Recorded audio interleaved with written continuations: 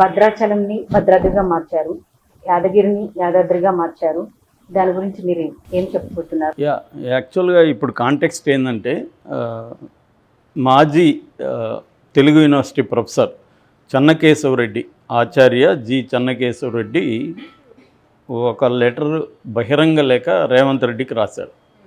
అందులో ఆయన ఏం రాశారంటే, ఒకప్పుడు తెలంగాణకి టెంపుల్స్లో ఒక మంచి టెంపుల్ అయిన యాదగిరి టెంపుల్, యాదగిరి అనే పేరుని ఒక ఆంధ్ర అయ్యోరు అని ఆయన అన్నాడు. ఆంధ్ర అయ్యోరు అంటే చిన్నజీర స్వామి మాట విని కేసీఆర్ దాన్ని యాదాద్రిగా మార్చేశాడు.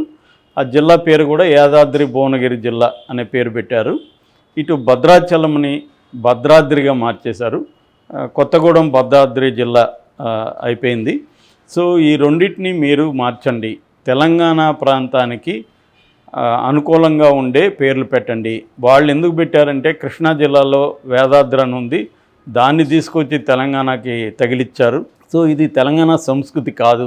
ఎందుకంటే తెలంగాణలో అనేక వేల మందికి యాదగిరి అనే పేర్లు ఉంటుంది.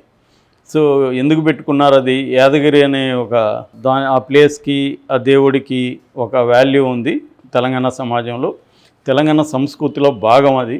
దాన్ని ఆంధ్ర సంస్కృతిని అనుకరించాల్సిన అవసరం మనకు లేదు. సో మీరు మార్చండి అని ఆయన బహిరంగ లేఖ రాశాడు. రేవంత్ రెడ్డి కూడా గతంలో విమర్శించాడు దీన్ని. ఎందుకంటే ఇది అసలు అనవసరంగా మార్చారని. తెలంగాణ సమాజం డిమాండ్ చేస్తుంటే పర్వాలేదు. ఇప్పుడు మనం చాలా గిరి అనేది వెరీ కామన్ నేమ్. గిరిజనులని ఎందుకంటాము? కొండల్లో ఉన్న వాళ్ళు కాబట్టి వాళ్ళని గిరిజనులని పిలుస్తారు, కొండ ప్రాంతాల్లో ఉన్నారు కాబట్టి. సో చాలా ఏరియాలు, ఇప్పుడు చిత్తూరు జిల్లా, మాది చిత్తూరు జిల్లా అనే దాంట్లో రామగిరి అని ఉంది. సో దాన్ని రామాద్రి అని మారిస్తే దానికి ఇదే పోతుంది. సో దానికి ఉండే ఒక నేటివ్ ఫ్లేవర్ అంటాం. ఆ నేటివ్ ఫ్లేవరు మన సంస్కృతిలో ఒక భాగంగా ఉండే ఫీల్ పోతుంది. అదేదో పరాయిదిలాగా అనిపిస్తుంది. దీన్నే సాంస్క్రిటైజేషన్ ఆఫ్ నేమ్స్ అంటారు. మామూలుగా మనకి ఎంఎన్ శ్రీనివాస్ అనే ఒక ప్రముఖ సోషాలజిస్టు దీని మీద పుస్తకం రాశాడు. మన సాంస్క్రిటైజేషన్ ఆఫ్ లైఫ్, ఎలాగా మన పేర్లు మారిపోతుంది అని. అంటే ప్రతి ఊర్ల పేర్లు కూడా మామూలుగా ఒక కొత్తూరు అని ఒక పేరు ఉంటుంది అనుకోండి. కొత్తూరు అనే పేరులో ఏం చెడ్డ లేదు. అంటే కొత్తగా ఒక ఊరు ఏర్పడుతుంది కాబట్టి కొత్తూరు అని పిలుస్తుంటారు. దాన్ని సాంస్క్రిటైజ్ చేసి ఆ కొత్తూరు అనేది బాగలేదని చెప్పి దాన్ని రామాపురమనో ఇలాగ మార్చేస్తారనమాట. సో ఇది సాంస్క్రిటైజేషన్ అంటారు దీన్ని.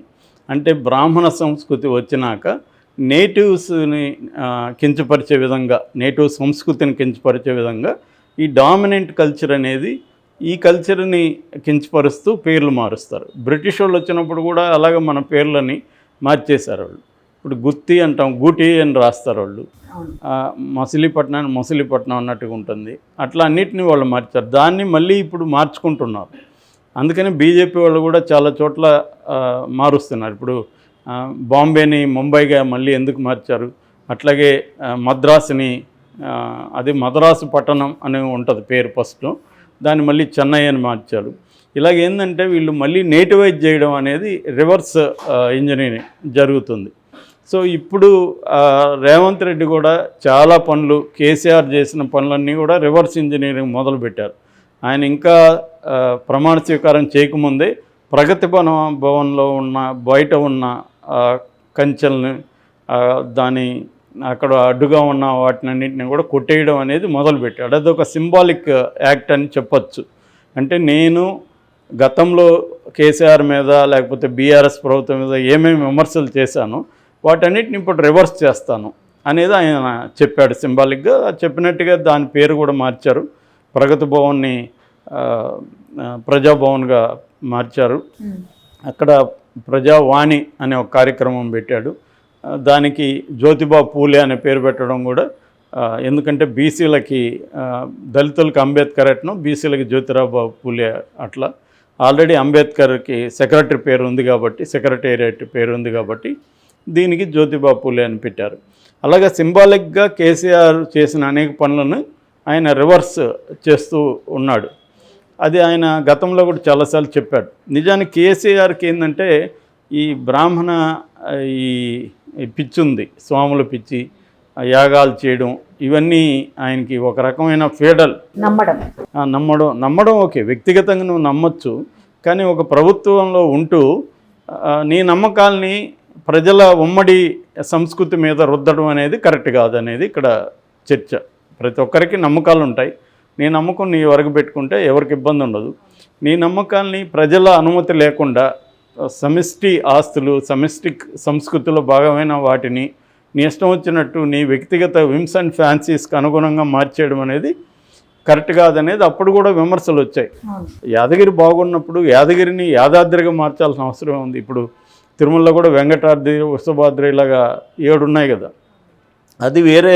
అది ఎప్పుడో అది కూడా ఏంటంటే అక్కడ కూడా తిరుమల కొండ అనే పేరుని వాళ్ళు మార్చేసుకుంటూ వచ్చారు, వెంకటాద్రి ఇట్లా. అది కూడా సాంస్క్రిటైజేషనే. అంటే ఒకప్పుడు ఉన్న నేటివ్ స్థానిక సంస్కృతుల్ని ఈ బ్రాహ్మణ సంస్కృతి వచ్చి డామినేట్ చేసి ఈ బ్రాహ్మణ సంస్కృతి ఉన్నతమైంది, స్థానిక సంస్కృతులన్నీ కూడా హీనమైనవి అన్న ఒక దృక్పథాన్ని స్థానిక ప్రజల్లో కూడా కల్పించారు వాళ్ళు. అందుకనే మన పేర్లు కూడా కొండన్నని పెడితే దానికి కొండలు రావు అని మార్చుకోవడము, ఇలాగా అది కూడా ఒక హీనంగా ఫీల్ కావడం, కొండన్న అంటే చేంజ్ చేసుకోవడం. సో ఇలాంటివి మనకి బాగా కనిపిస్తుంది. అందువల్ల గిరిజనుల మీద కూడా ఈ ప్రభావం ఉంటుంది. వాళ్ళు కూడా చాలా చోట్ల సాంస్క్రిటైజ్ అవుతారు. అట్లాగే దళితులు కావచ్చు. ఈ స్థానిక తెలంగాణ ఉద్యమంలో ఒక ప్రధాన లక్షణం ఏంటంటే assertion of Telangana culture. Telangana culture మా గొప్ప అన్న ఒక సగర్వంగా చాటుకోవడం అనేది తెలంగాణ ఉద్యమంలో ఉంది. మా సంస్కృతిని కించపరచడానికి నువ్వెవడు అన్న ఒక ఆగ్రహం తెలంగాణ ఉద్యమంలో పుట్టింది. సో ఈ సంస్కృతిని కించపరచడానికి వ్యతిరేకంగా తెలంగాణ ఉద్యమం వచ్చింది. ఇలాంటి కాంటెక్స్లో మనమే మన సంస్కృతిని కించపరిచే విధంగా పేర్లు మార్చడం అనేది ఎవరికి నచ్చలేదు. అందుకని శుభ్రంగా యాదగిరి బాగున్నప్పుడు దాన్ని యాదాద్రిగా ఎందుకు మార్చాలి? అట్లాగే భద్రాచలం అనే పేరుకి ఏమైంది? దాన్ని ఎందుకు భద్రాద్రిగా మార్చాలి? రెండు బాగున్నాయి. రెండు తెలంగాణకి ఒక నేటివ్ ఫీల్ వస్తుంది. యాదగిరి అనగానే ఇది తెలంగాణ పేరు అని అందరికి వస్తుంది.